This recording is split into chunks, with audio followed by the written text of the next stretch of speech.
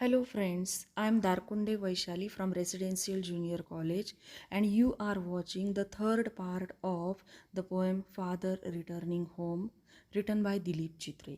In the last part, we have seen the explanation of the poem. Now we are going to see the figures of speech and the appreciation of the.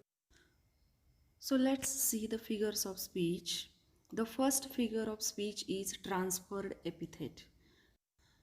An epithet or adjective is transferred from one place to another is called transferred epithet. See the first example, fade homeward through the humid monsoon night. Here the weather is humid, not the night. The epithet or adjective humid is transferred from the weather to the night, so the figure of speech is transferred epithet. Suburbs slide past his unseeing eyes. The epithet or adjective unseeing is transferred from father to eyes. So the figure of speech is transferred epithet. Now see the next example. The cold water running over his brown hands. The epithet brown is transferred from man or father to his hands. So the figure of speech is transferred epithet. The next figure of speech is simile. A simile is a figure of speech that compares two different things using the words like or as. Now I can see him getting off the train like a word dropped from a long sentence. There is direct comparison between father's getting off the train and a word dropped from a long sentence.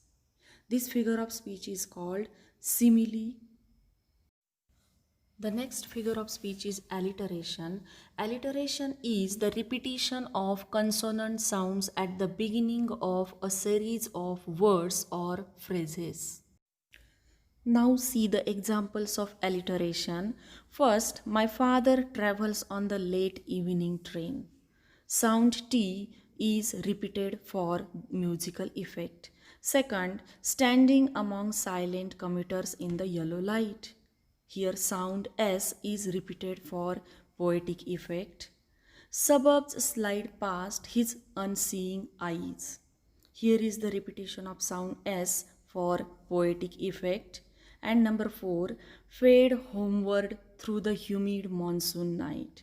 Here is the repetition of sound H for musical effect. Now see the figure of speech onomatopoeia. Onomatopoeia refers to the use of words which sound like the noise they refer to. The example is listening to the static on the radio.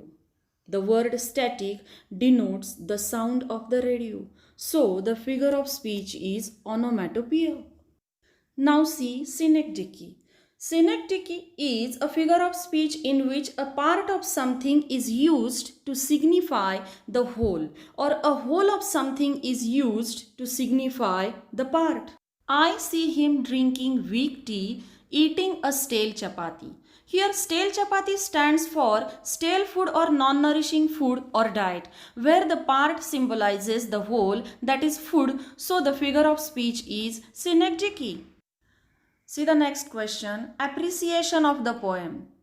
Write an appreciation of the poem considering the following points. First, about the poem, poet and title. Second, theme. Number 3, poetic devices, language, style. 4, special features. 5, values or message. 6, your opinion about the poem. See the answer. The title of the poem is Father Returning Home. It indicates that the poet is talking about his old father's journey from workplace to home. The poet Dilip Chitre is a well-known bilingual poet who wrote poems in Marathi as well as in English. The poem is taken from Traveling in a Cage. It draws a portrait of a suburban commuter. The poem depicts father's dull and monotonous routine and also his forced alienation at home. The father is neglected by his own children and the society. The society depicts the painful loneliness of the father. His children refuse to share their joys and sorrows with the hard-working father. Poet's father is denied his basic needs. The major themes in the poem are estrangement or alienation, problem of old age, isolation, generation gap, etc. This poem is a biographical sketch of poet's father.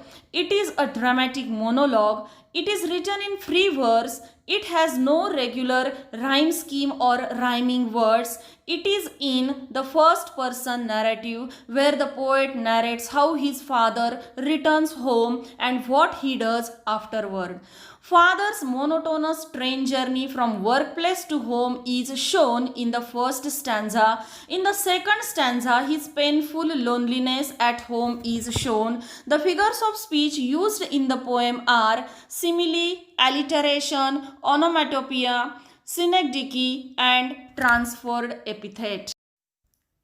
The poem is written in simple language and it is easy to understand.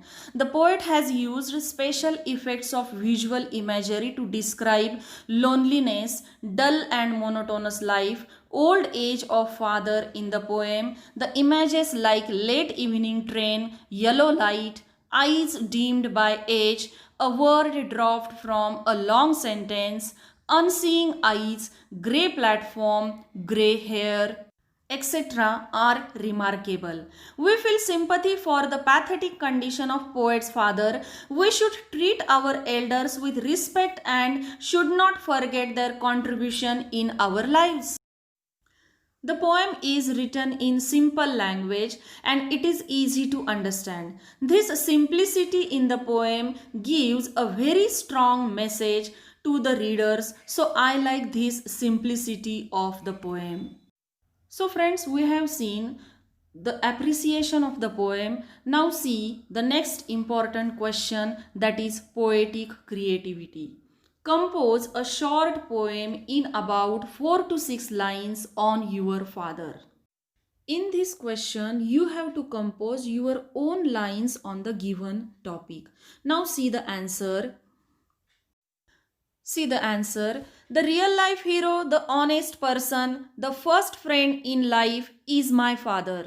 He works hard day and night, always dreams my future brighter.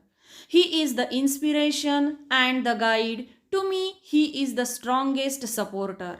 He sacrifices for me and my dreams. I feel very lucky to be his daughter. So friends, this is the third and the last part of the poem Father Returning Home. In this part, we have seen figures of speech, the appreciation of the poem, and the question on poetic creativity.